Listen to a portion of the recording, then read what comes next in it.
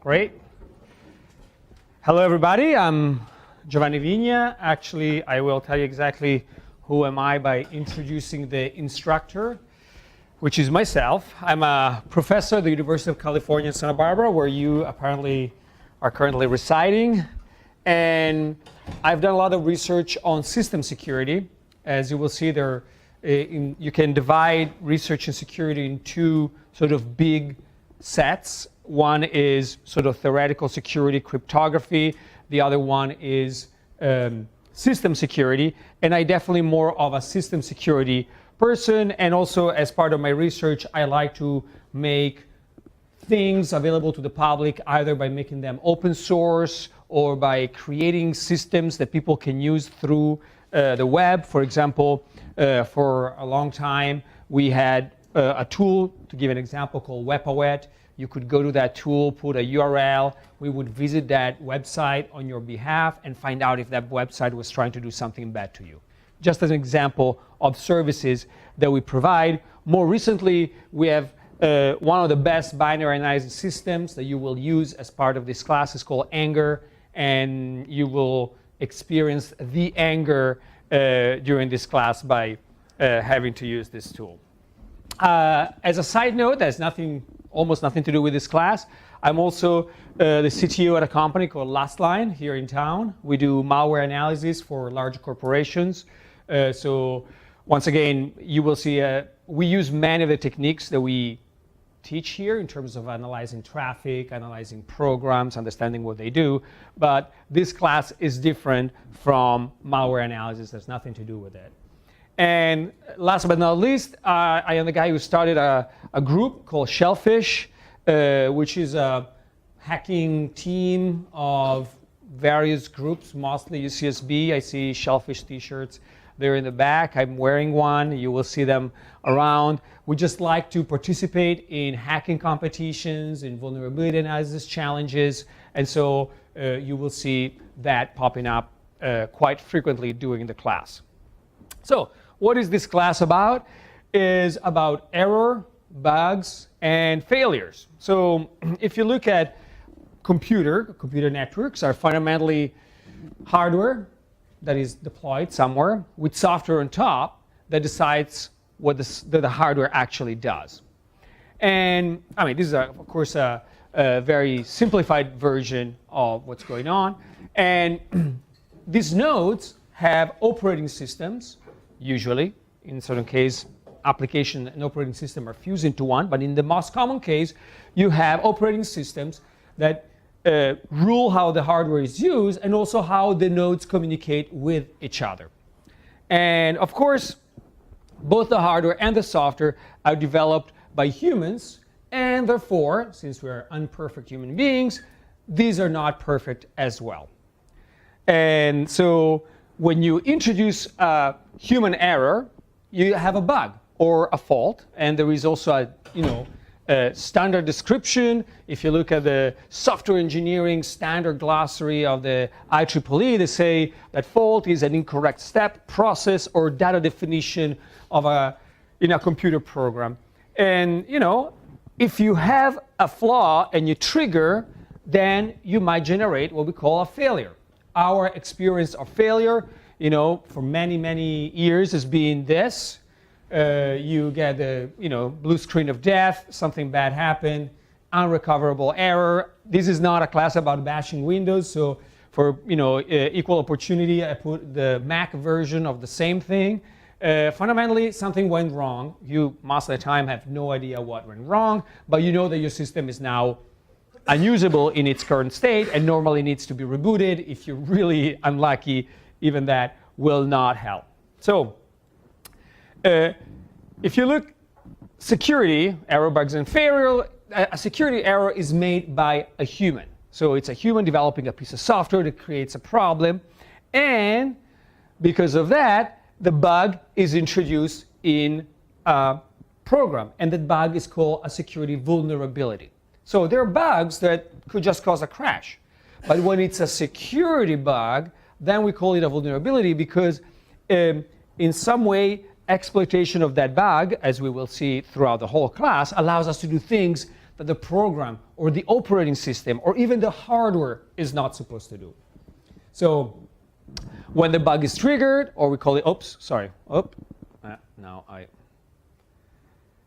don't know why when the bug is triggered or exploited, generates a security failure, and as a consequence, the security policy of a system is violated, and the system is considered compromised. That means things that should not have happened start to happen, and that's not good.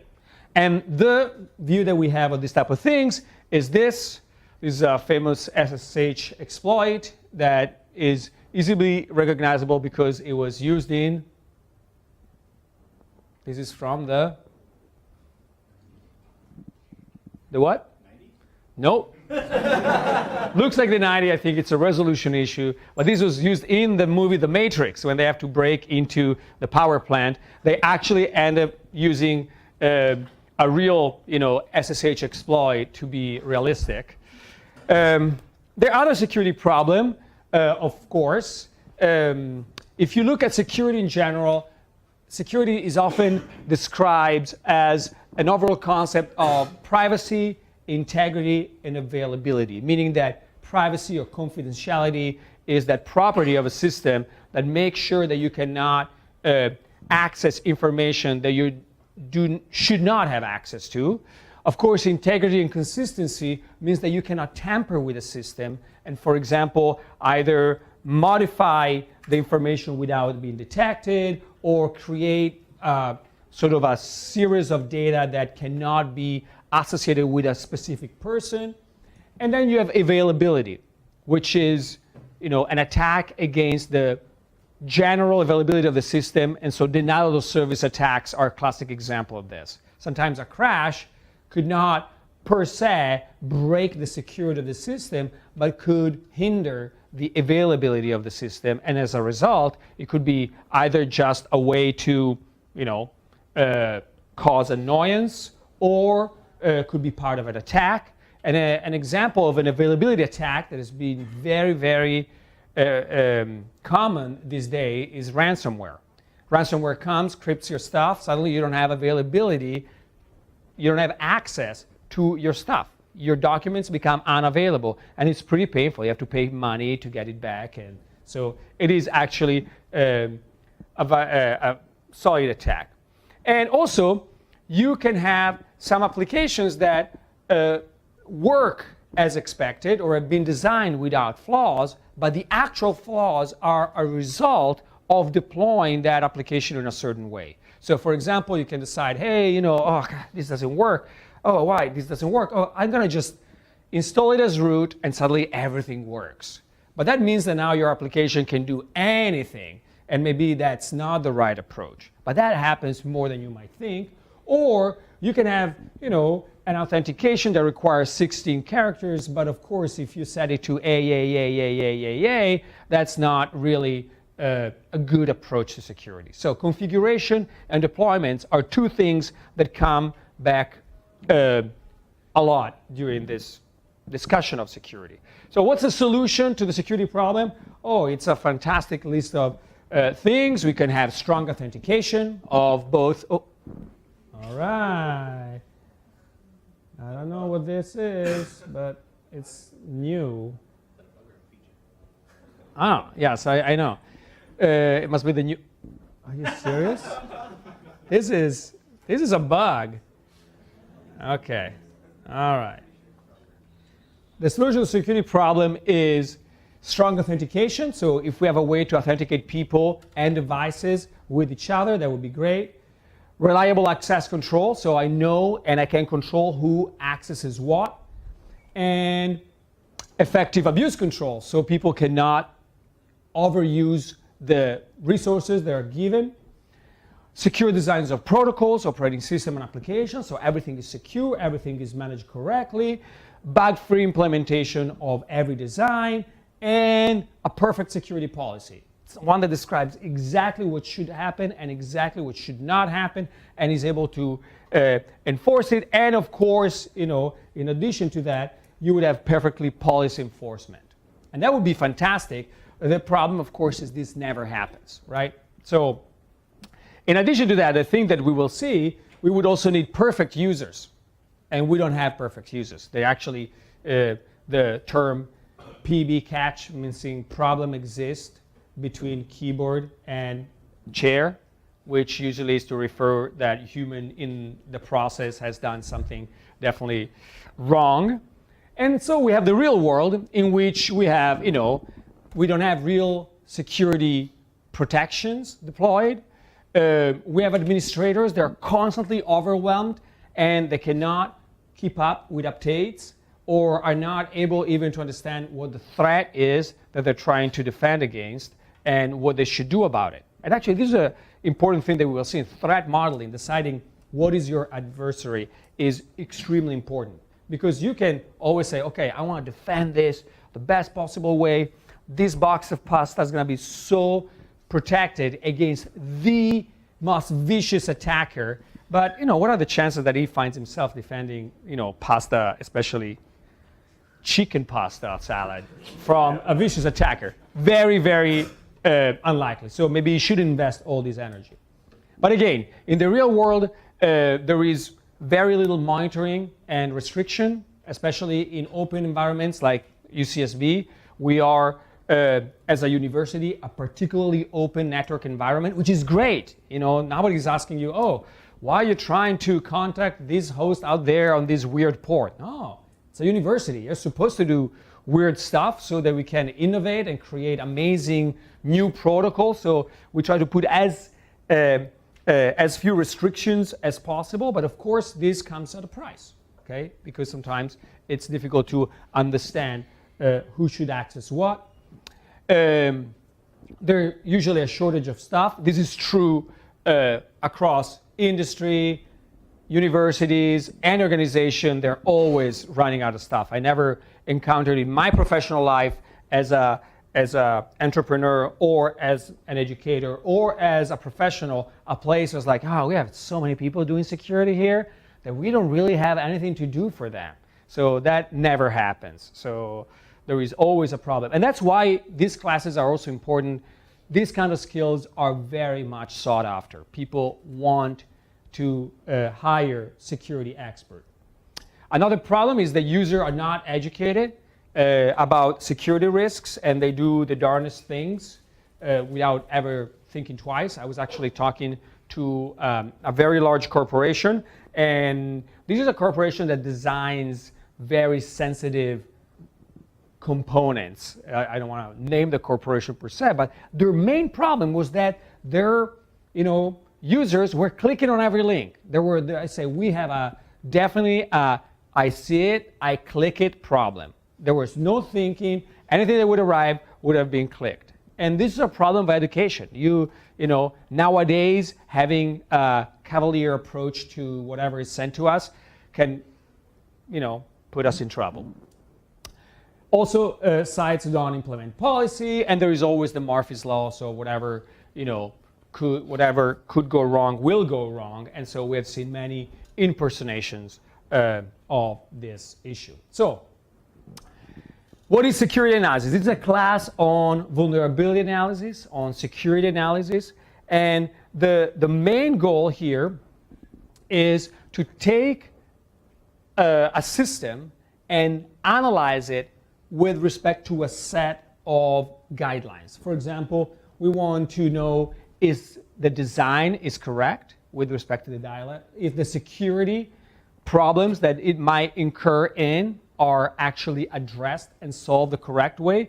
And also, you want to analyze the system in its current environment, because a system in environment A might be secure or sort of secure, and could be completely insecure in environment B. Suppose, consider an ATM machine. If you have an ATM well put into the wall and protected physically is fine. If you have an ATM machine where everybody can access the back and, for example, put a USB key in, suddenly the same system becomes absolutely insecure. And so the security analysis answers a series of questions. Is the system designed securely? Is it implemented securely? And is it deployed and configured securely? And of course, one of the problems with this process is that some things can be automated, and we will see what can be automated, but other things are still fundamentally a human activity that requires understanding of the problem, and therefore vulnerability analysis or hacking, or call it whatever you want, as often considered to be sort of like a dark art, something that people learn through years of experience. And some of that is true, but nowadays we have a lot of good tools that can help us in automating some of the tools or some of the tasks involved in this process. Okay, so, and in fact, a lot of the research in system security is actually in automation. So we can have somebody that is good at, for example, reverse engineering a binary and finding a flaw. Lucas is very good at it. We have here a good human example. Well, what if I have 1 million binaries? Lucas here can look at 10 a day, but I have 1 million. So a lot of research in vulnerability analysis is about automating this process, taking the algorithms that are used by humans in order to identify flaws, understanding what an application does, and scaling them up so that we can address more software and we don't have to have expensive resources like Lucas, all the time. Great. And the other thing that is important in the security analysis is that it's a mindset. And I will try to give examples of this. I call it the backward or oblique mindset. A lot of vulnerability analysis is based on sort of entering, if you want, in the mind of the developer of an application, understanding what that person was trying to do, and thinking, oh, what are the assumptions that this person made? And are these assumptions actually verified throughout the application? For example, somebody could, create an e-shopping application like Amazon, and then there is a checkout process, and you can put a coupon, and you say, I'm sure that he assumed that you can only put the coupon once, because why would you use the coupon multiple times? That's the moment you have that realization, you can say, well, let's try to violate that assumption. What if I ask to apply the same coupon at exit multiple times? And you find out that you can apply 10%, 10%, 10% discount until you get to 1 cent, and then you check out. You just found a vulnerability based on the fact that that assumption was just left as an assumption and was not verified in the code. So, goals and skills. So, I want you to learn how to identify problems in systems. And that means systems, network protocols, and applications.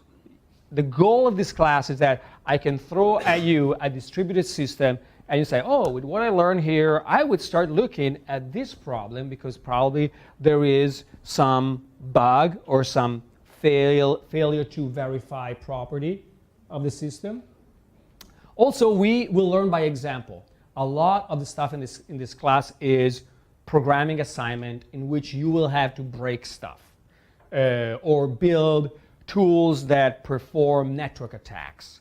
And I believe that not because I want to create the next generation of cyber criminals, quite the opposite, but I think that in security, the devil is in the detail. You will see, especially when you do binary manipulation and things like that, only when you actually do that work, you will understand how internally a process works, how a program operates, how switching the order of 3 bytes can completely move from frustrating, oh, this is not working, to, oh my God, I got a shell as root on this machine. So it is really a very detail-oriented activity that doesn't leave much room to just theoretical analysis. You have to do the work in order to understand what it does. And as you will see, even though I give you examples, what I try to convey to you is not just a series of hacks or examples or exploit techniques, but really I want you to extract patterns, design patterns, problems that are associated with the specific use of a technology that could replicate elsewhere. So this is an important part of sort of extracting value from practice. Identify patterns, designs that are problematic, typically, mixing data and control on the same channel. That's a classic pattern that has caused security problems in so many contexts that it's difficult to mention them all. And of course, we will also talk about protection, detection mechanisms that can help in identifying the attacks if they are successful or they're attempted.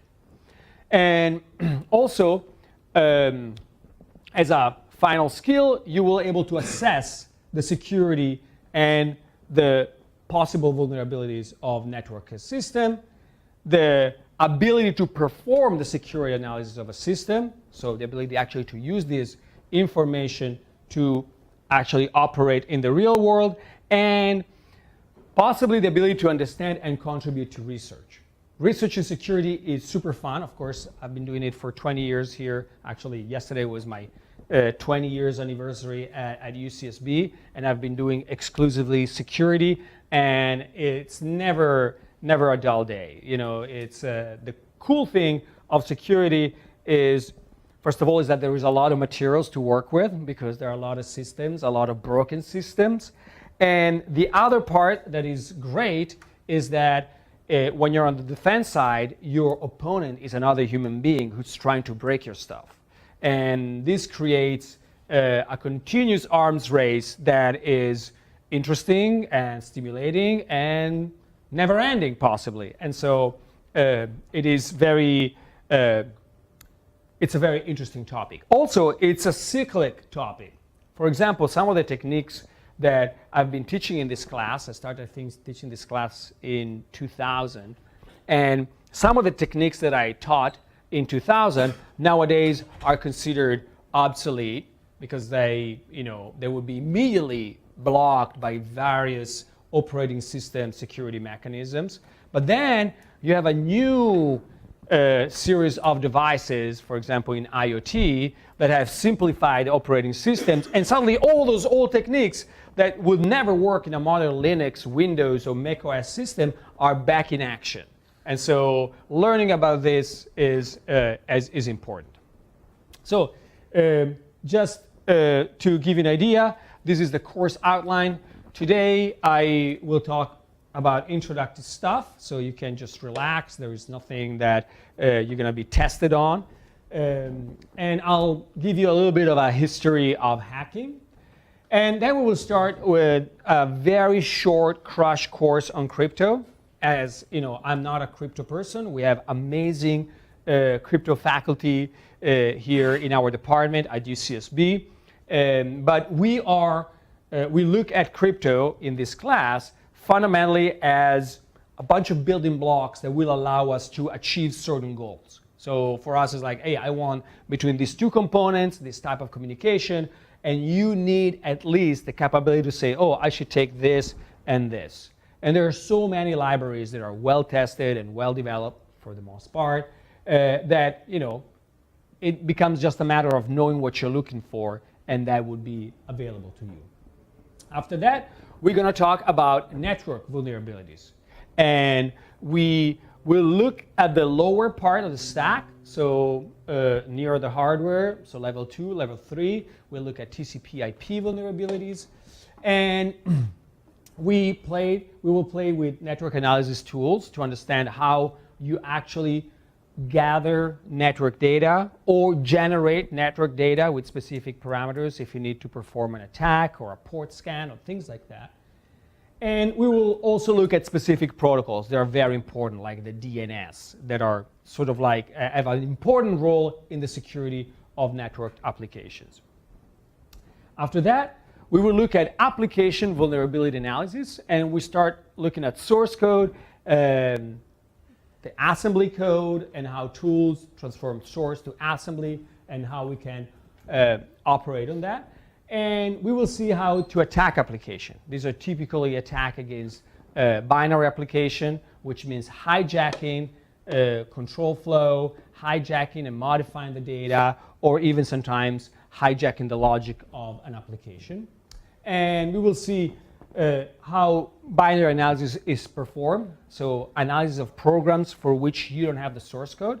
Usually this is the part where the learning curve becomes very substantial, because we're nowadays spoiled and used very much to look at source code, sometimes to have even great decompilers. In this class, you will not be allowed to use decompilers. You will have to actually look at the binary code and understand exactly what happens in this application. Of course, I'm not going to throw at you Chrome as an example. There were very simple programs that are easily manageable. Many people before you did exactly the same, and nobody died in the process. So at least we know that it is somewhat feasible. And then we will talk about web application vulnerability analysis, which of course is extremely important, since much of our experience of the internet is based on the web. And of course, a lot of services, critical services, are provided through a web interface, and therefore it's important to understand what are the problems that can arise in a web application and what you can do about it. What do we need? So from you, I expect that this is a grad class.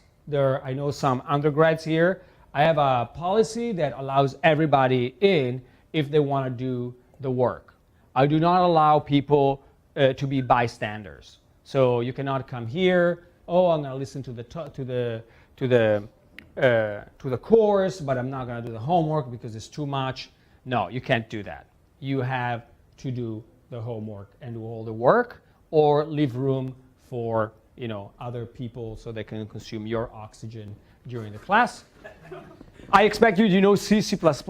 I expect you to know Python. If you don't know Python, there will be a great opportunity to learn Python. It's a great scripting language. There are tons of library. And for security especially, there are all sorts of extensions that in the long run will make your life so much easier if you want to do security, both practice security or research in security. And of course, you have to know how to automate things in Bash or similar shells. Also, I expect you to know how an OS works. Okay, so how dynamic memory, malloc free, all that wonderful stuff, you have to fundamentally understand the basic concept. I'm not asking you the nitty-gritty details, but you have to know the difference between a process and a thread, and how the file system, how operating system provides services to application, and applications actually call the service of the operating system. I'm not going to spend a lot of time on that, and you have to understand how, in general, these systems work, and you have to have a basic knowledge of how TCP/IP works. But I will go through it. If you never did network analysis, you will learn about it in this class. So if you know this, you should be fine, and I should be able to lead you from today until the beginning of December, when you guys will prove to be consumed hackers and able to do all sorts of funny stuff. This is stuff that you're always interested in. Most of the grade is your homework, okay? There is also a midterm and a final, and there is at the end of the class a hacking competition. That means you guys are going to be divided in 4 groups, and you're going to defend and attack each other. 4 teams, it's internal. In previous editions of this class, the final for this class was a competition called the ICTF, which is a very large multi-university worldwide hacking competition with hundreds of students involved.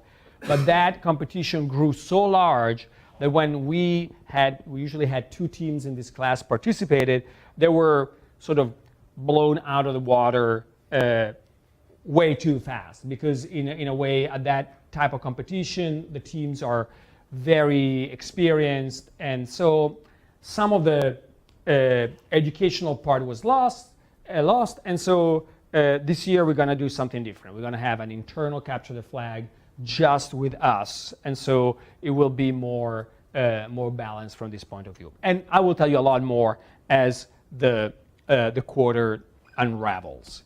All the assignments are individual except for the ICTF, or no, it's not the ICTF, the hacking competition. So you are on your own. This is not an undergrad class where I would have all check and balances to make sure that you guys are not copying from each other. You cannot share code. You cannot copy from each other. But you know, I consider yourself at this point adults that are here to learn new things and not just for a grade. Of course, if by chance I happen to find out that you are collaborating where you shouldn't, you know, I will have strong reactions to that, so please don't do it. It's as simple as that. And you can always drop the class. There's nothing wrong about it. Yes? Elaborate on the grading for the hacking competition. So, very good question. The grading for the actual competition is a personal evaluation of how each team approaches the problem of defense and attack. It has nothing to do on who's going to score more flags than another. So you don't have to worry. If you put together a sound plan to defend and attack, you're going to be fine. It's my personal evaluation of your effort based on my interaction with you. Also, I don't have a curve policy, so there is no, oh, I'm going to make it to 5%. I sort of like get to know you quite well, and eventually I have my concept of fair grading, which, you know, try to really emphasize the fact that it's the results, but also the work, the approach, the idea, the participation in class. And in fact, you can always raise your hand. So I already said something about the hacking competition. I forgot that I had more information. So you're going to be divided in 4. Fundamentally, what happens, you will give an access to all the same server with a bunch of services that I wrote and have obvious vulnerability.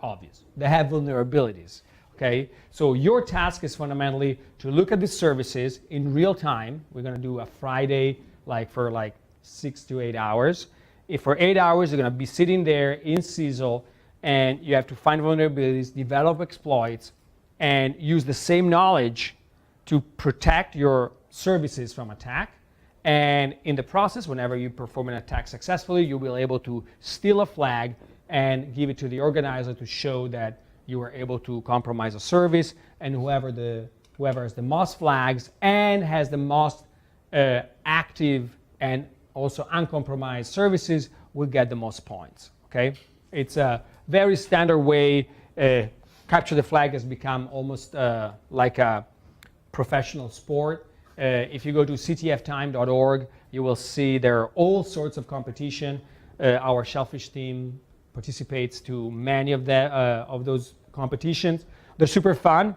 It doesn't cost anything to participate, and it's always a great experience. Some of them are very easy. They're like Jeopardy challenge, so binary 300, you know, and if you solve that problem, you get 300 points.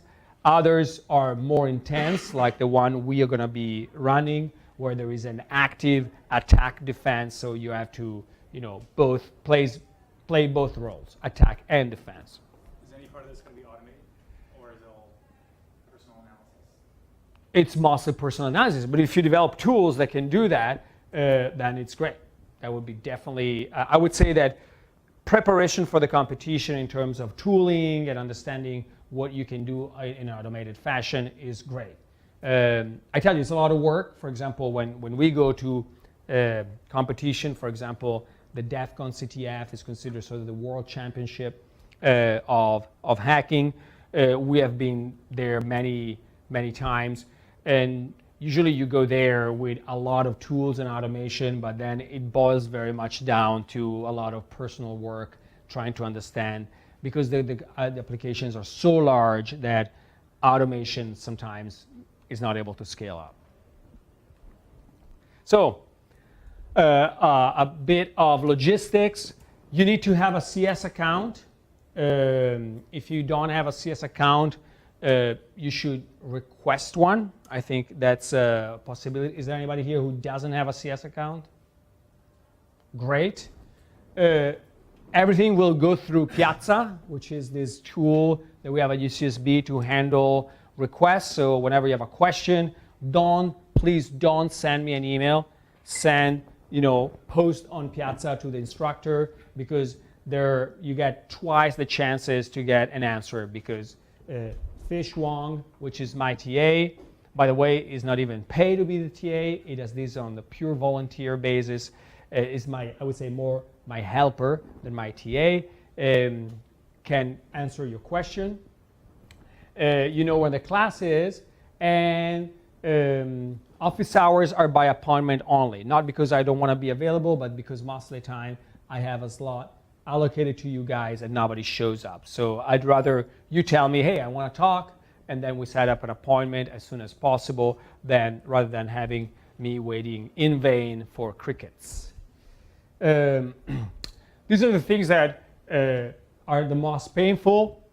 Bring food, eat chicken pasta. I cannot endorse, I'm Italian, so but please feel free.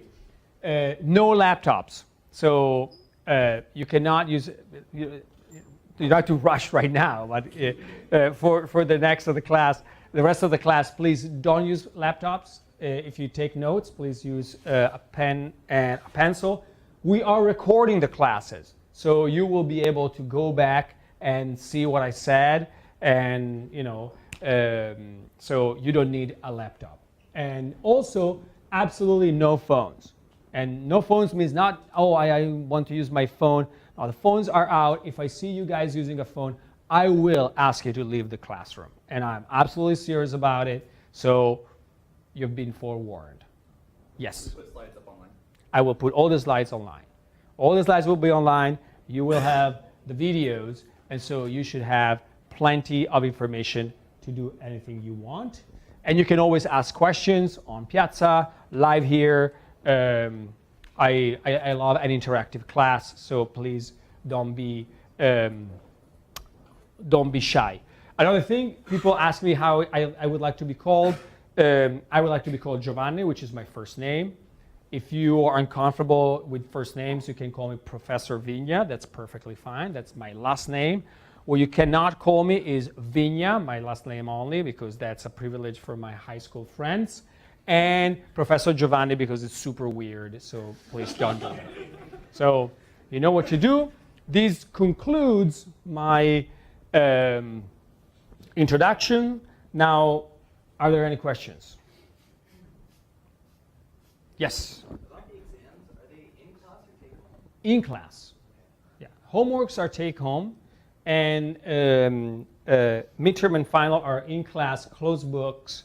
And usually they're not, 8 hours marathons.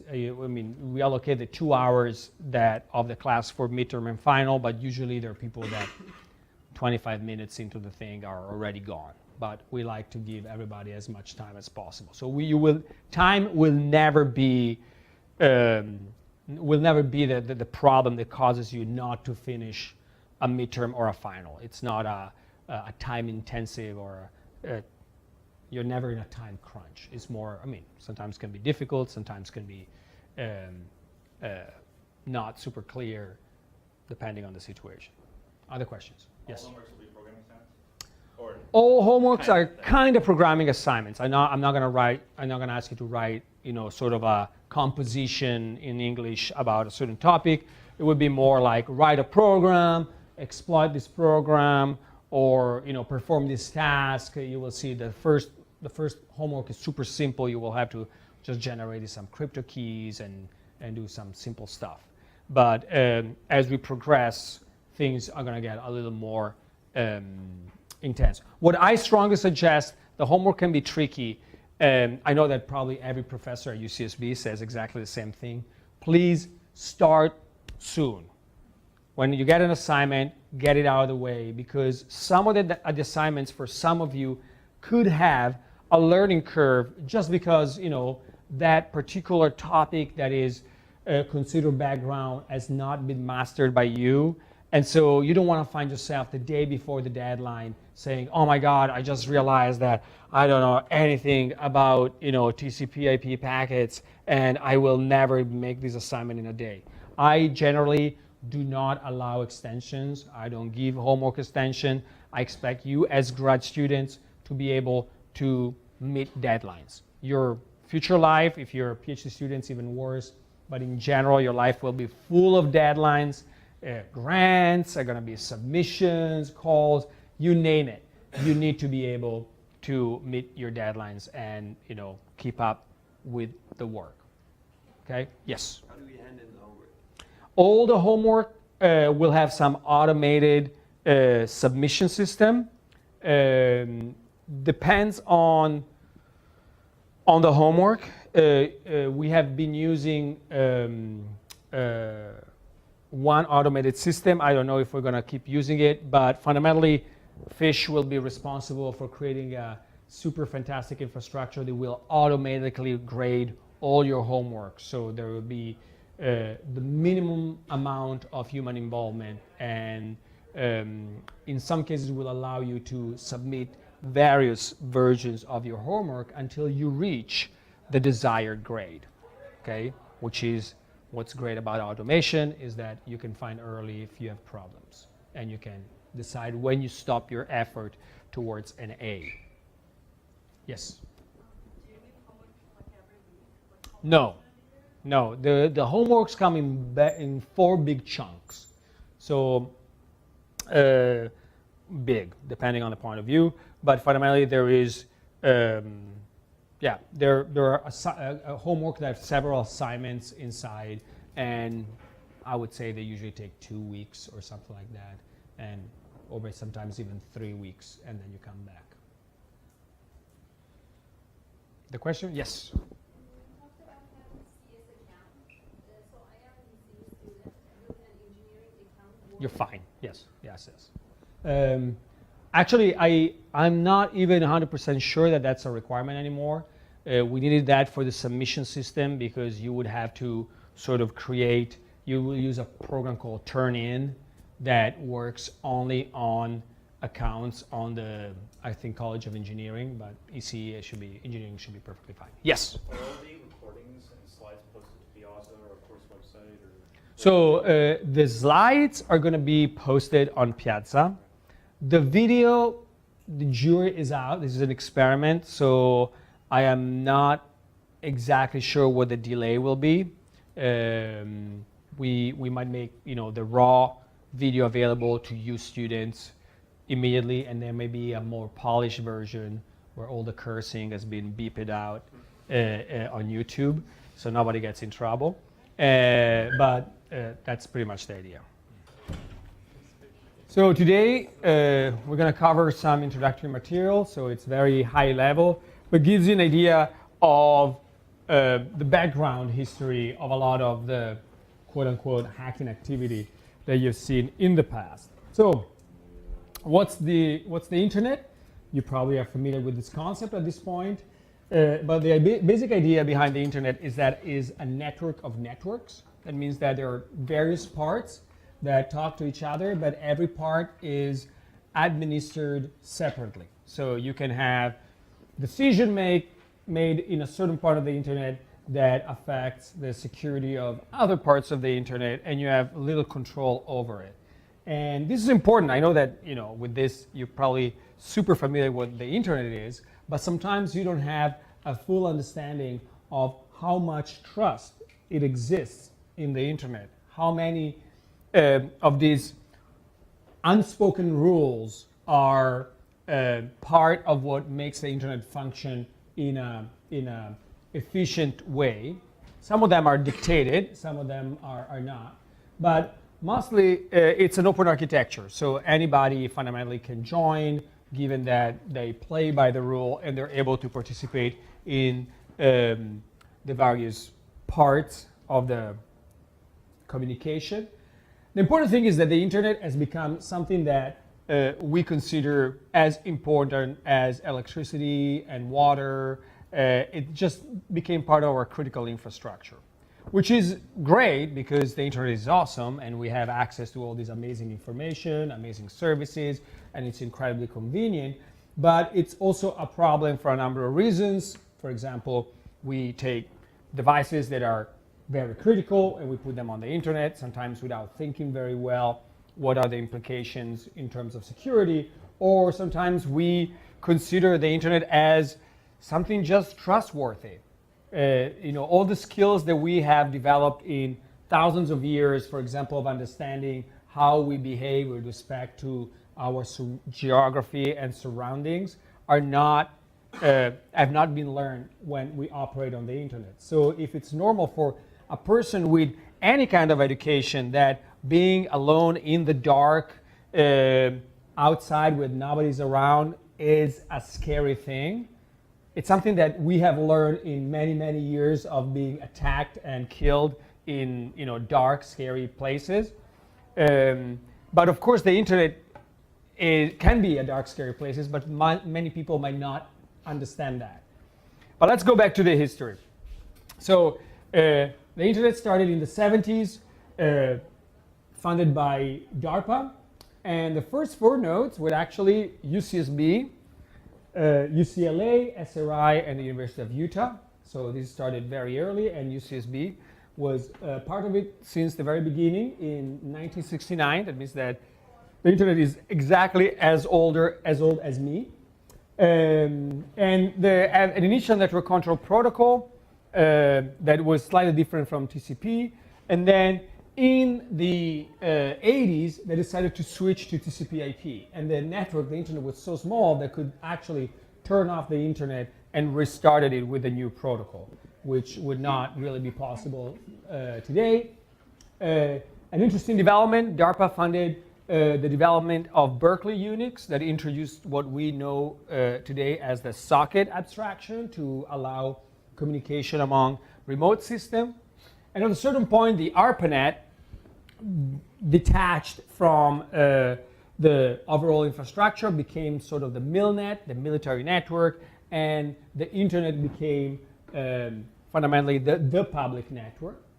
In the 80s, the National Science Foundation created a backbone of super fast 50K kilobit per second links that would connect all these universities and create the first idea that the internet would be something bigger, larger, and that would involve thousands and thousands of people.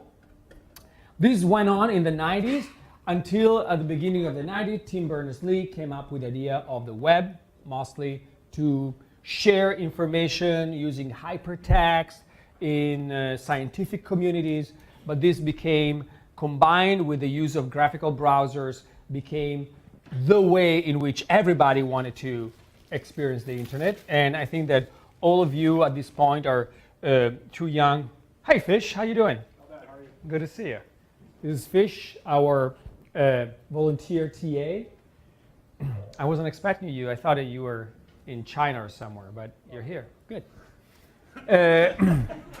So Tim Berners-Lee come up with the idea of the web. And one thing that not many people fully understand is that, yes, browsers and the ability to interact graphically is great, but one thing that really changed the way in which we looked at that time at the web was the CGI specification, which who does not know what the CGI specification is? Yeah, suddenly it becomes so old that people don't know about it, but that was the first mechanism that would allow a web request to be transformed into, for example, a database query that would return results that would be then presented to the user.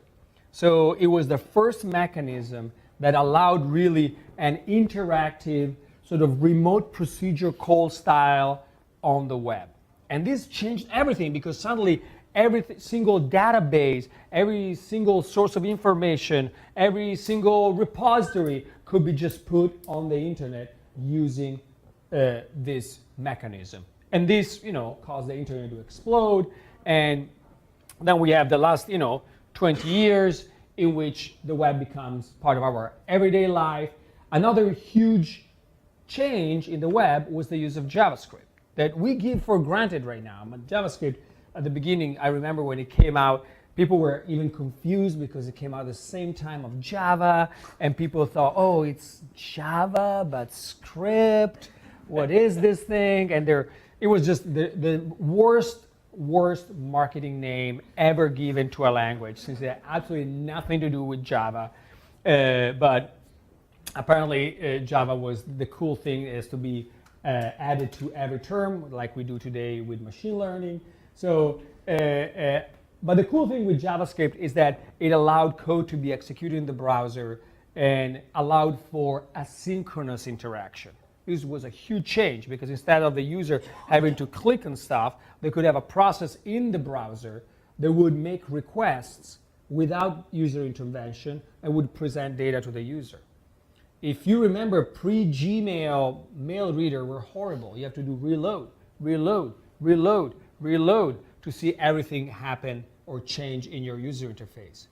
And only through reload, you could actually trigger that update. Now, of course, we consider JavaScript able to do anything that any normal application can do, so remote procedure calls, asynchronous communication, and all that. So now web-based services are the way in which we operate. And also, there's been, of course, in the last 10 years, this huge switch to smartphones. And smartphones have become now the way in which we access fundamentally most of our internet experience, at least maybe not at the university, where we still have access to workstation and we use real browsers. But if you look at the population at large, they use cell phones mostly for everything. So web plus smartphones. And even more recently, we have this idea that everything should be a device. And so we have this Internet of Things, which means just that we have a lot more integration and we have a lot, devices like watches that are able to do specific tasks, but also communicate with your phone, with your environment, and so on. And this created, the vision of the internet that we have right now, which is this incredibly complex system. This is one of the many visualizations that you can find, and it's an old one because this is from 2005. So this is more than 10 years old. So we're going to talk now, given that we have the internet, what were the problems associated with the internet. We go from the 70s up to some more recent events. And we start with our friend Captain Crunch. So in 1972, there was John Draper, a guy who was very much interested in technology, and he found out that actually the whistle that was distributed in the Captain Crunch cereal would make a whistle at exactly the 2600 frequency. Okay, this frequency was used by AT&T to signal certain type of operations, and so it was possible to whistle into a phone and cause the routing of the call in a way that would prevent being billed. So you could do these long distance calls for free fundamentally. And this started a whole concept called phone phreaking, in which people would buy this box called blue boxes. They were able to emit certain particular tone, and they were able to make phone calls for free fundamentally, or cause all sorts of shenanigans where they would connect people, they would route them in a certain way. They were just interested in messing with the system. I don't think that the loss was not necessarily the cost of the phone call, but it was having a bunch of kids or technologists messing up with the operation of a major telephone network. And so this caused a lot of problems, and eventually John Draper and other people got arrested and put in jail for fundamentally defrauding the phone system. Yes? Why were they in trouble if that seems like a perfectly legal thing to do? Blow a whistle. Absolutely. That is, legal. but that's a very good point. And actually, this is going to be part of an ethic discussion that will go throughout the whole class. In security, the fact that you can do something and that somebody made a stupid design choice doesn't allow you to exploit that stupid choice to achieve something. It would be sort of like, oh, I'm walking down the street and this guy left the door open. Ah, poor choice. I can just walk in and take his laptop and walk away. Well, of course, you made a poor choice, but you're breaking and entering because you are exploiting that poor design choice to knowledgeably getting access to something that you shouldn't have access to. The moment you use your whistle at 2600 to get a service that you know you should pay for, then you are committing a crime. Okay? You might disagree, but definitely from the point of view of US law, you are. From the point of the ethical aspect, if you think about it, you are using a service that you're supposed to pay for. And you can disagree with that. Or you can say, oh, it's too expensive. But you're still, knowledgeably and with your direct actions, stealing service that you should otherwise pay for. Yeah. So it is. I agree. It's just the law is just. Yeah, the law. The law is always a hard time catching up with technology, and we see that in many different, situations. Not only in computer science, we see it in biology and other situations. But this Captain Crunch story became part of the culture, and actually, Blue Box Builder were actually people like the founder of Apple and other people that did that mostly for fun. Another interesting thing that I want to mention also, if you look at the date of this request for comment, is 1973. If you read this, it looks like something that could be posted today. It says, the ARPA computer network is susceptible to security violation for at least because of the three following reasons. Individual site used to physical limitation of machine access have not yet taken sufficient precautions towards securing the system against unauthorized remote use. So people were able to log into machines and get access to the network. They share passwords, or they use passwords that are very easy to guess. For example, typical sequences of characters on your keyboard. That's exactly what happens today. Who has a password that is QWERTY or something like that? Good. The answer is nobody. Also, the access points were, shared without much care. Everybody would give an access to the internet, quote unquote, and there was this lingering affection for the challenge of breaking someone's system. So there was sort of like a respect for the hacker who was able to crack into the system. And this RFC goes on saying, yeah, that would be all great, but actually we lost service. We got, in several situations, the system down because people were trying things that were not exactly, regular, quote unquote, or there were 2 high school students in Los Angeles who, performed a number of security violations. So in general, being able to control access and making sure that the system works correctly has been a concern since the very early days of the internet. And it is the same situation that we have now. Another very interesting example, historical example of hacking is the German hacker incident. In this case, there was a guy, his name is Cliff Stoll.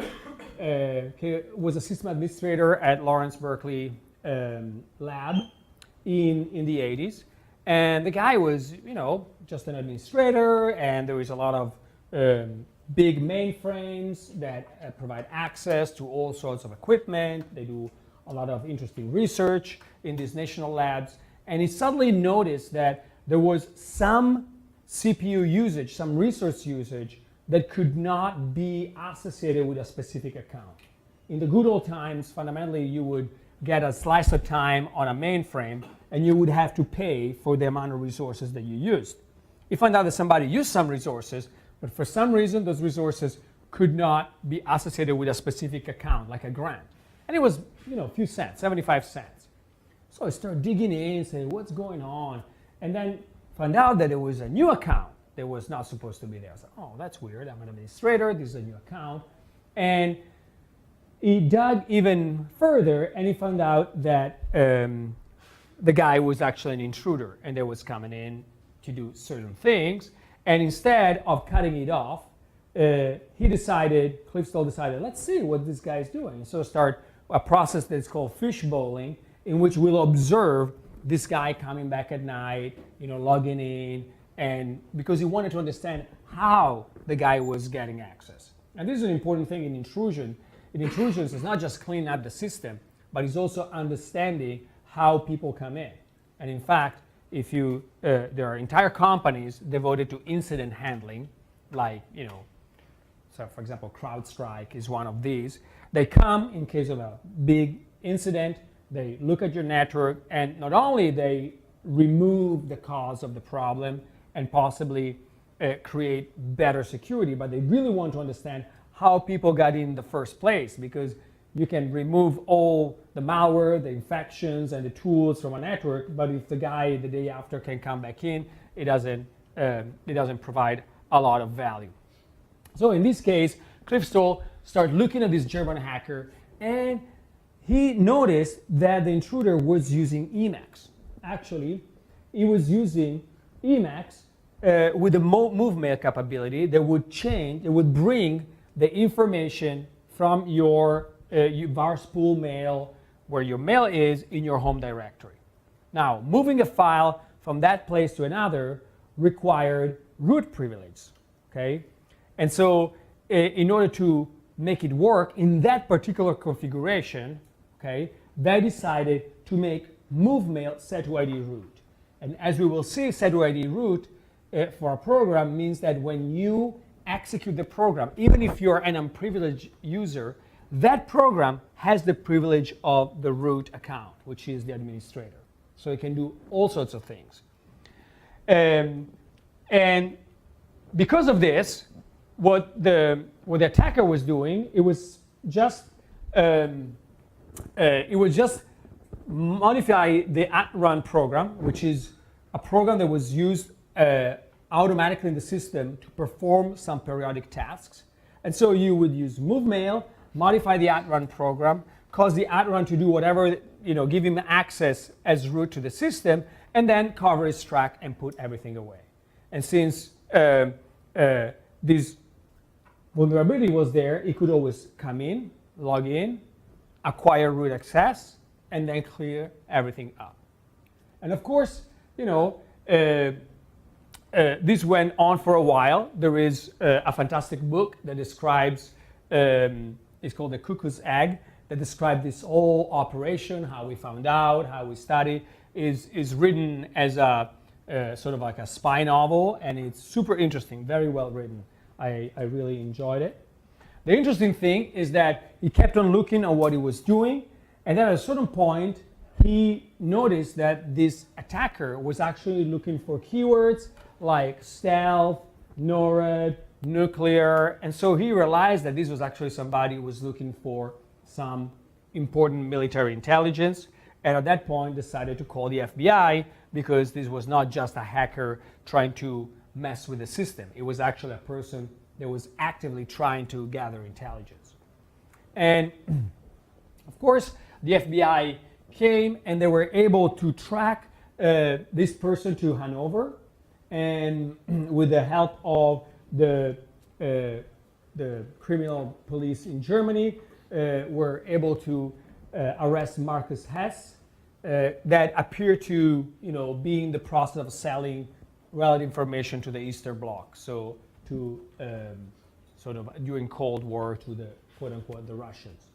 And he was sentenced and got a fine and was put on probation, and other people were actually involved in the break-in and were given similar sentences.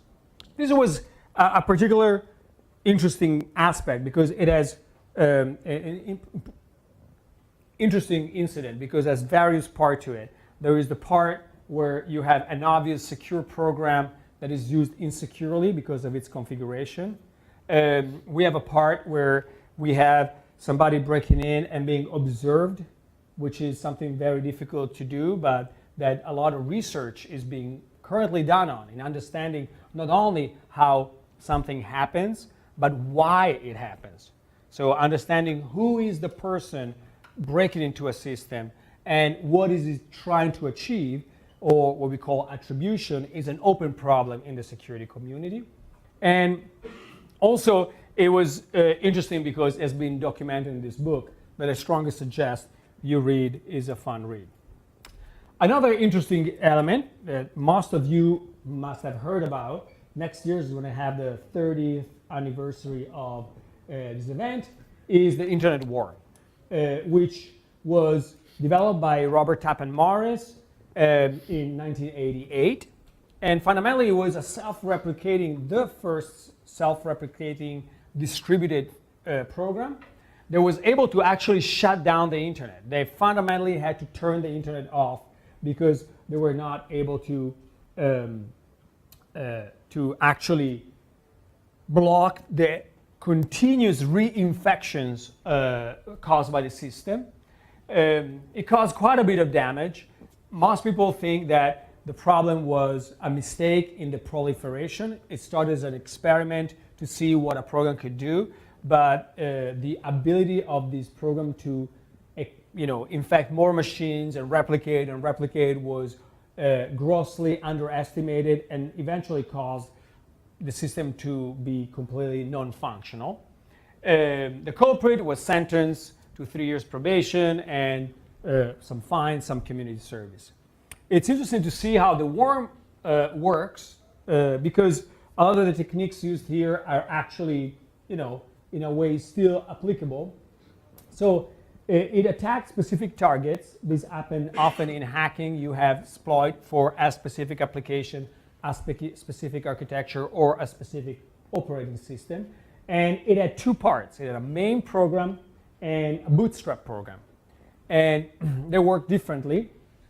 The first step was to get remote privileged access. And this was exactly the type of attack that allowed the execution of remote code on a system. This is the most simple buffer overflow in the finger application.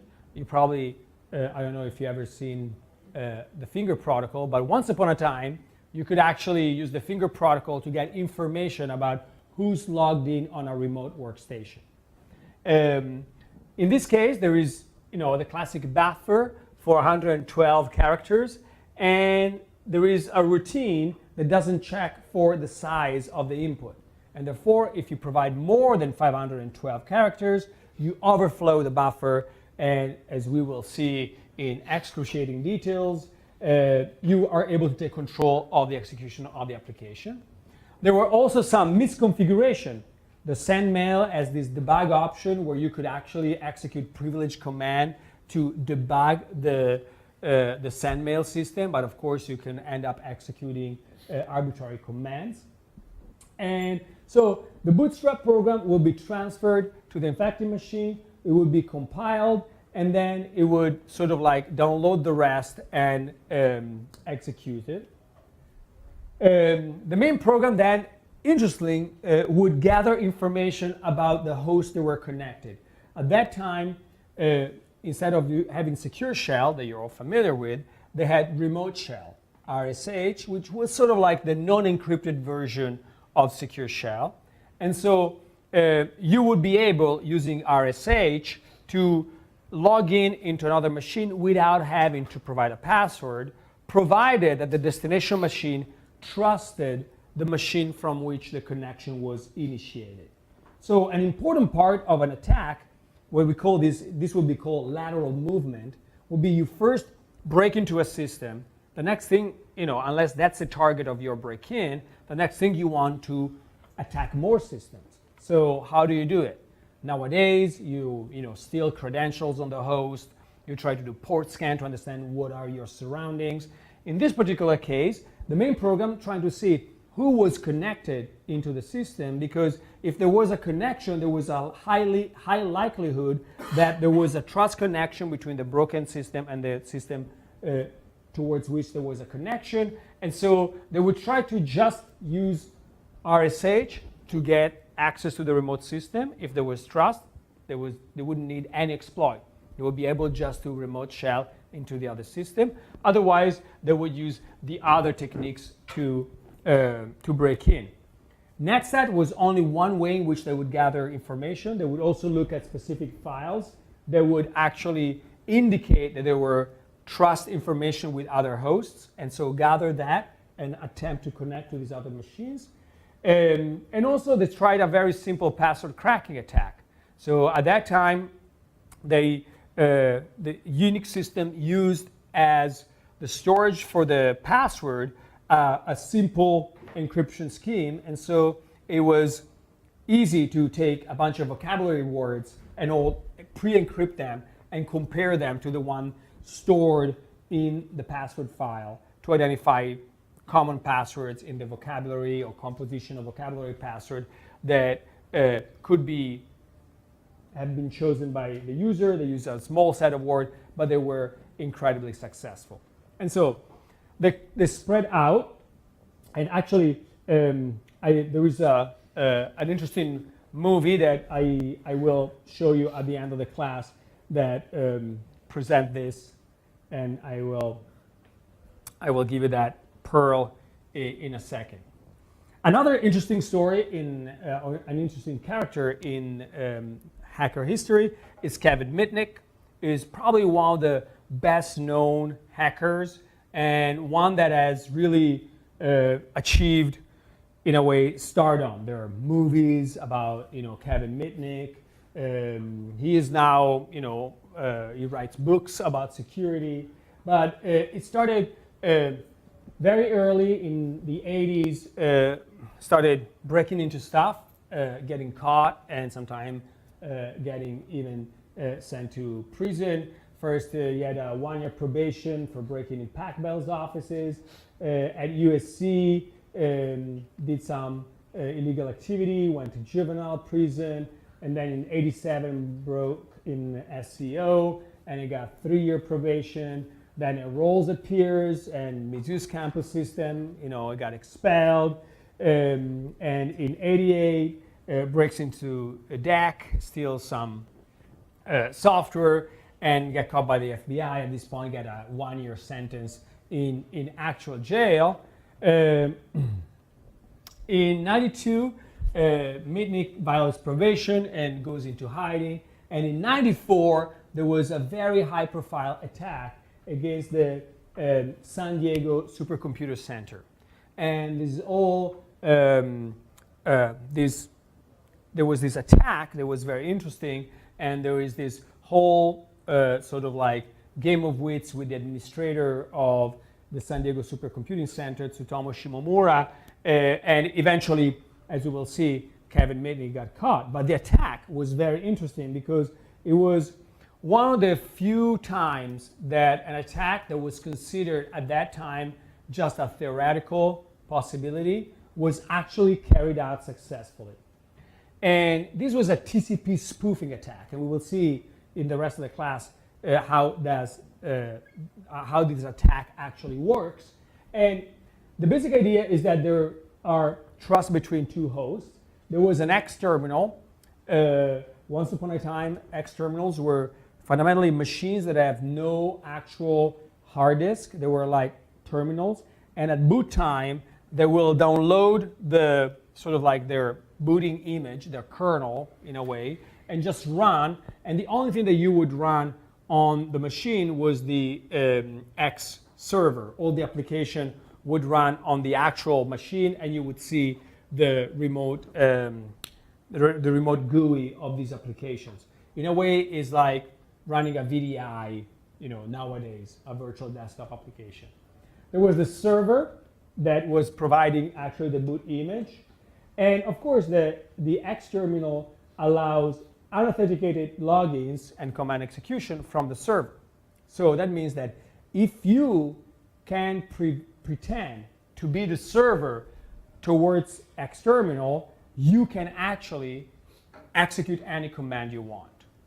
Okay? So this is easier said than done, as we will see. But what Kevin Mitnick was able to do was able to do a first denial of service attack and take the server out of the equation by booting the server off the network. And then he would pretend to be the server in a TCP connection and you would be able to execute a command like this that say, hey, add plus plus to .rhost, which means allow anybody from anywhere to log in to this account without having to provide a password. In the good old time of remote shell, creating this was the ultimate backdoor, because there will be any person from any host can log in into this machine without having to provide a password. These are like wild cards. So what was interesting, we will see exactly how this attack was carried out. Again, it was an attack that was considered too difficult to be able to be executed, but this was actually carried out successfully. Eventually, 95, the FBI arrests Mitnick and give him a 46 months prison sentence. And that's the thing, that this was a very publicized event, mostly because until now, white-collar crime looked like you would, barely get a slap on the wrist. Nobody got injured in this type of hacking crime. But I think that really used him as an example and decided to say, okay, let's use this highly visible case in order to send a message to the hacking community that actually hacking is a crime and you go to hard prison for this type of crime. And eventually, in 2000, he was released from prison and couldn't, use the internet for a while. And I think in 2003, he was finally back in the game again. And now he's a computer security professional. He writes books, consults for all sorts of firms. But it was a very high level case. And in fact, in 1 second, after 4 years, you can see this an ID software, the gaming company that produced Quake, that was broken into, and there were all these defacement in support to Kevin Mitnick, free Kevin now, 4 years in prison. So there was a lot of I would say, outrage in the hacking community about the treatment of this particular hacker. Yes? How do they enforce the internet restriction? They just have someone watching them all the time? That's a good question. I think that like many things is like if we catch you doing it, the consequences are dire, right? It's sort of like if I tell you don't leave town, okay, I can put an ankle bracelet or something like that. But sometimes the terms of your probation is like don't leave town. That means that if I catch you, somewhere else, then you're going to be in a whole lot of trouble. Sure. So, but I don't think that they put sensors on his fingertips to make sure that you didn't touch a keyboard. Monitor his IP. No, I don't think so. I must say I don't know, but I think that at that point it would Seems be a lot harder to manage instead of trying to see if someone leaves town. Oh, absolutely. And in general, these type of restrictions happen for a number of crimes. For example, sex offenders oftentimes have restrictions in where they can do with the internet and so forth. And of course, there is some level of monitoring that you can do. But it's given that the internet is completely ubiquitous and you can have access to wireless devices at all time. It's mostly is, I think, it's something that says if you're not supposed to do it. If you do it, you will lose your ability to be free and you will go back in jail. We trust you not to do it. Yeah, well, I trust you. So I would say we told you not to do it. I don't know about the trust really. Another interesting high-level case was Albert Gonzalez case. That was interesting for various reasons. This is a guy who was responsible for running Shadow Crew, which was a credit card fraud, different from Kevin Mitnick, which I cannot second guess what he wanted to do, but I think he was more interested in breaking things for the sake of accessing things that he didn't have access to. There was not a strong monetary component. This was ultimately a real, cybercrime financial operation. So stolen credit cards to make money and gather cash and become rich, or as they would say, become rich or die trying. And Albert Gonzalez was this Shadow Crew credit card underground site was shut down by the FBI, but Albert decided to collaborate with the FBI to escape conviction. While working with the FBI, he actually hacked a bunch of companies, stealing millions of credit cards, okay? Actually using a composition of SQL injection attack to access the database, and then they use, when they were on their network, as we will see, we use ARP spoofing attack to sniff the traffic on switch network and gather all information about all these transactions with credit card. And eventually he got caught. Apparently it was in the night, and he was going to an ATM with a long hair wig, and he was trying one ATM card after another, extracting cash. Somebody noticed him doing that, decided it was a weird type of behavior, and he got stopped and questioned, got captured, and eventually was sentenced to 20 years in federal prison, which is a lot of time in federal prison. So this is an example that is interesting because it's actually very recent. After this, there are a whole lot of well-known, let's say, hacking exploits. And in fact, I just stopped listing them, and I just put a placeholder for all these hacking incidents because I was tired to, add more lines. But if you nowadays, Target, there is Equifax just got hacked, Morgan Chase, you name it. There are continuously these high-level target attacks where people break into companies for various reasons, steal personal information. And so it's something that happens in our society constantly. So is this a class on hacking? So let's talk about hacking. I think that we have a certain view of hacking, each of us, which can be different. There are some people that look at that exactly as this JP Morgan Chase got broken into hackers. So they're more concerned about the target and what are the effects of that particular exploit. Oops. There's some people that think that the hacker is somebody with a, in a dark cellar with a hoodie, touching, screens with a lot of green stuff on it.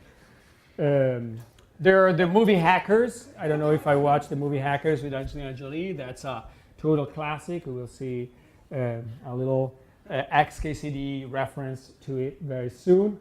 There is the, I need more monitors in order to do my work that every grad students have learned from the Matrix. I think, Lucas, you have at least 3, if I'm not. 2, okay. You're not as bad as some of my grad students. And then there is the Mr. Robot type of hacker. If you have seen this series, watch this series, is the most realistic description of hacking that I've seen. It's a great series anyway, completely crazy. But the thing that I really love is that while in some of these movies there are, the classic scene for Swordfish with Hugh Jackman who is breaking an 164-bit encryption by tapping really fast on the keyboard. And it's like, but this is 164-bit encryption. It's like, you have to do it. And I will not tell you all the details of the situation, but there is a death threat, and it just types really, really, really fast, and it breaks the encryption. And okay, those are the things that, especially after this class, should make you cringe, so much that you can do diamonds if you put some carbon. But this guy I think this series is very good because sometimes like, hey, I have this encryption, I can't do anything, or there is two-factor authentication. We have to get the two-factor authentication or we're not be able to log in. It's very realistic and shows, of course, very interesting views on what hacking means and what are the motivations behind certain of this. But if you look at hacking teams per se, they oftentimes look like this. This is us at DEF CON. And me just bringing water because at this point, you have to keep your student hydrated. But they're just sitting around in front of a laptop, reading code and deciding if there is a vulnerability or not. It's not, hacking per se is not a very, I would say, fancy activity that requires running, and so it's very difficult to do movies about it because most of it is extremely boring. So what is a hacker anyway? The term hacker has been used to describe computer wizards, people that are, especially in the 60s at MIT, was described as these people that are able to really bend the technology to do things that would not normally do. It's still used with that connotation. Right now, if you go out in the world, hackers means bad guys that broke into system for doing bad things. In most of this class, we will use the term hacker to think about the bad guys, the hackers. But we have also we keep in mind that you can use the term hacker to describe someone who lives and breathes computers, who knows all about computers, can get a computer to do anything, and equally important, the hacker's attitude, that something is done for fun, to try a new thing, and not for the money of it. And this is mostly true. And in fact, if you go to DEF CON, there are many hacking little conventions within DEF CON. There are the hardware hackers, there are the box hackers, there are the lock-picking hackers. They're all people that are just extremely enthusiastic about a specific piece of technology, and they just want to push the limits. Of course, if you go outside those closed environments where hacker has a positive connotation, for the vast majority of people, hacker has a negative connotation.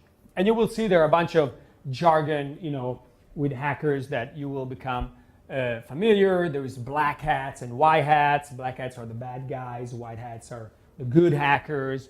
Some people call them hackser. There's all these leet speak. The number 1337, that is LEET. That means your elite is intertwined in many aspects of the culture.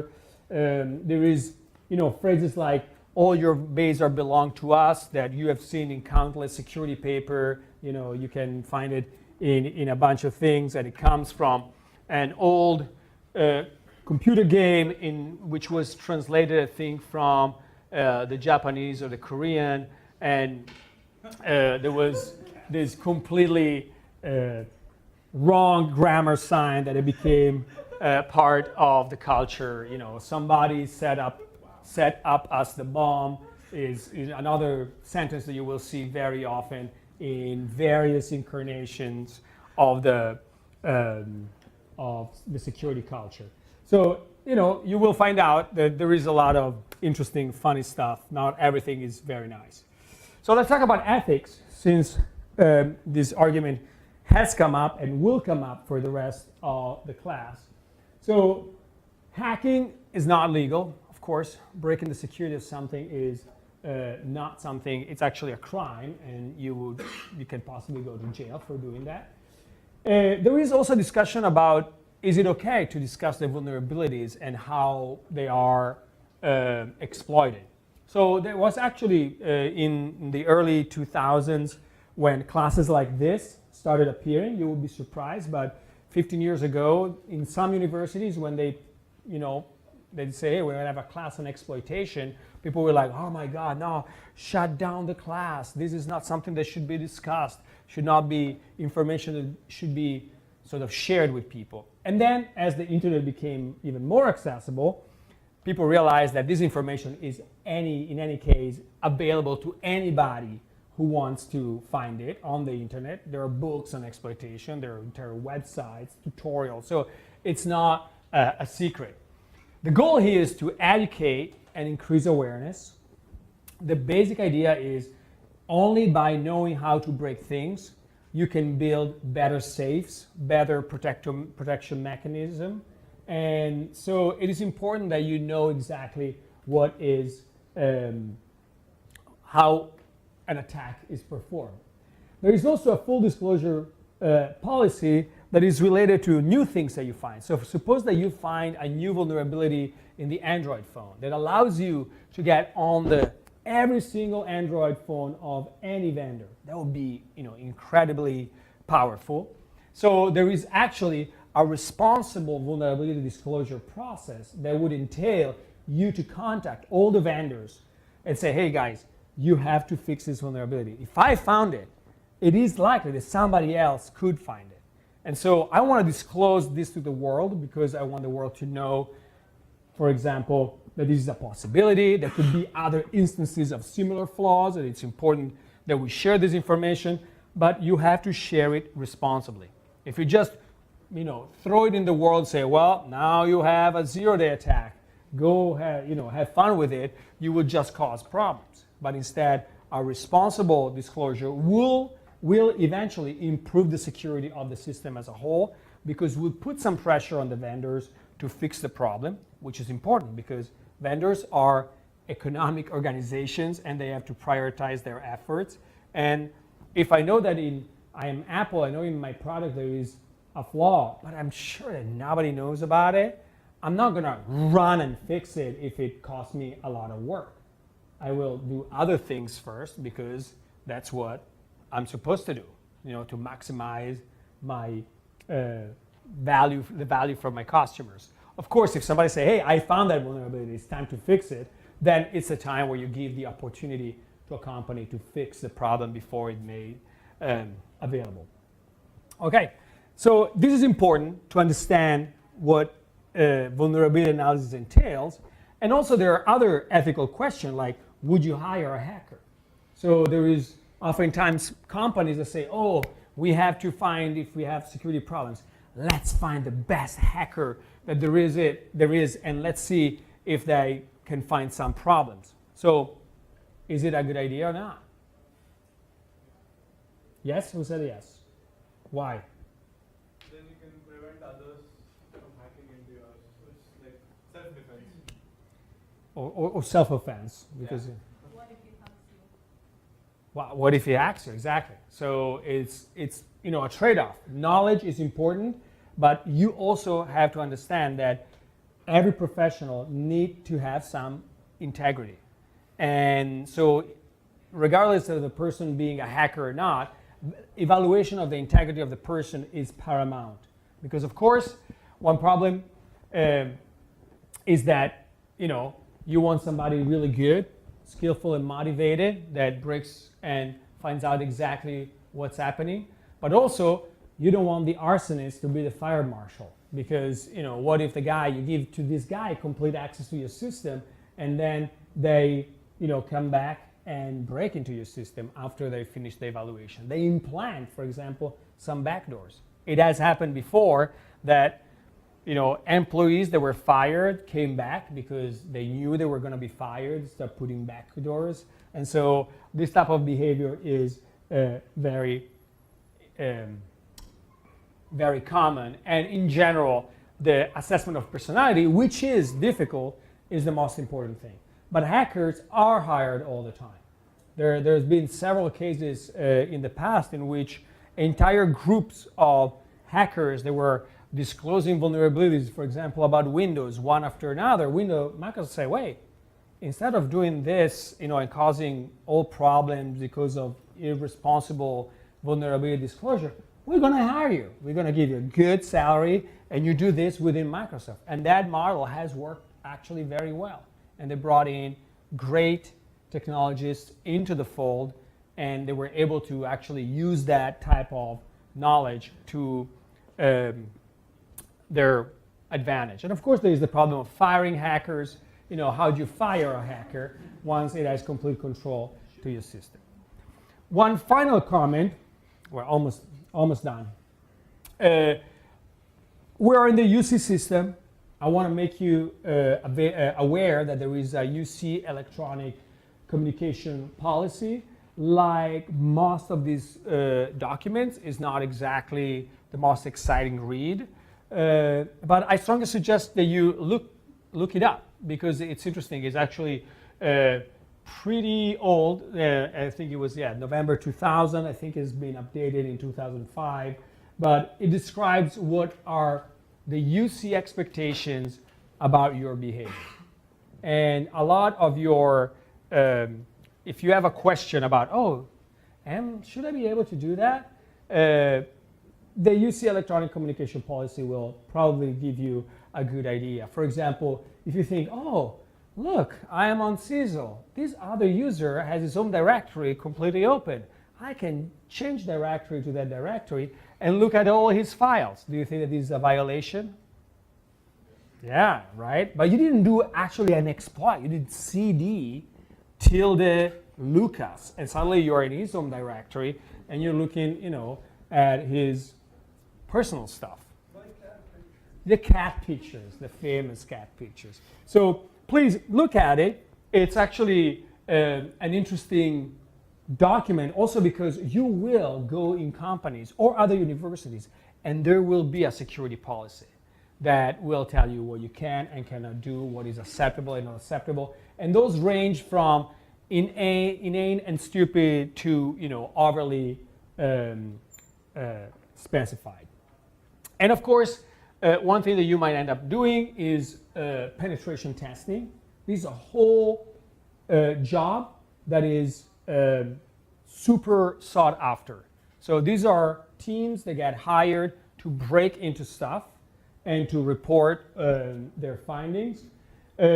Usually is black box. They don't tell you anything about the network and say, suppose you're a user, just break into it. Sometimes you have some initial information. They give you, for example, a user account. Sometimes they give you a developer account, depending on the engagement. And penetration testing, I always see as a good motivational exercise. In general, is not a good way to improve the security of your network because calling somebody to break into, they find 3 problems, you fix those.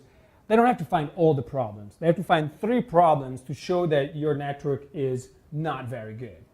And it's a great tool to go up to upper management and say, hey, look, we need a lot more money invested in security in this company. But it's not a way to really systematically improve the security of the network. And, also when you do a pen test, you break. If you want to have a comprehensive analysis, you have to look at many other things like user education, social engineering attacks, all different things. But I think it's a very useful tool to understand the type of threat model that you're against. Okay, so it is something that if you enjoy doing, I've done it as a professional for many years. It's fun because they call you and they say, hey, come here and break everything. The only bad things is when you don't find anything to break and the system is super secure, or they give you one login form that has nothing and you're stuck, and become very frustrating. But most of the time it has been, in my personal experience, one of the most fun jobs that I had.